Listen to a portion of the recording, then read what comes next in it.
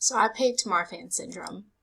Marfan syndrome is autosomal dominant, which means that one of your parents is a carrier, and it can be the mother or the father, and there is a 50% chance that the offspring will inherit it. And it is an abnormal FBN1 gene.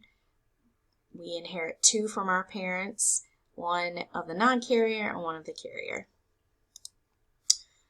With the abnormal FBN1 gene is an underperforming fibroin-1 protein, which is responsible for elastic fibers in our connective tissue. So right here, this is a healthy person's connective tissue. The fibroin-1 proteins are working.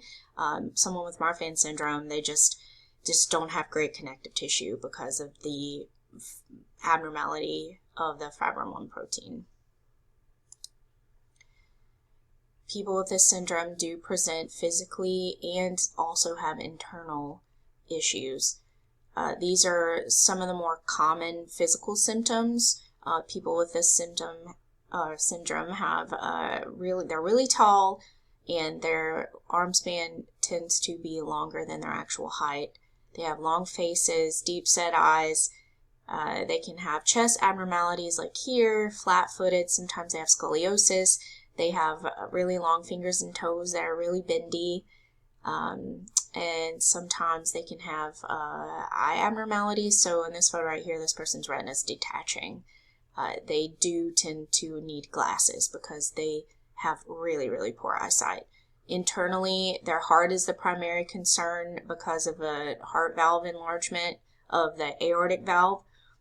Their teeth can be crowded. They can have lungs affected a little bit.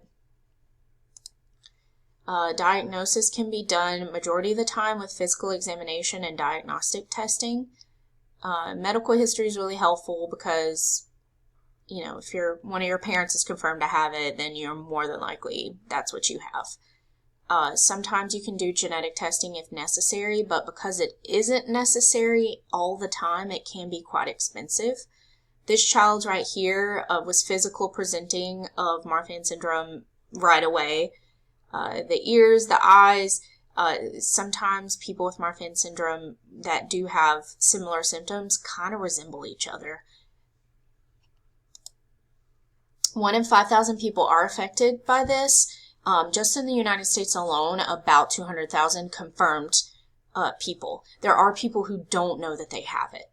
And 25% of people with Marfan syndrome did not inherit it from their parents. It was just a genetic mutation that occurred within them.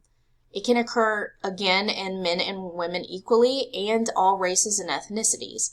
Right here, this is a father and his daughter, both confirmed to have Marfan syndrome, but they are physically representing different traits.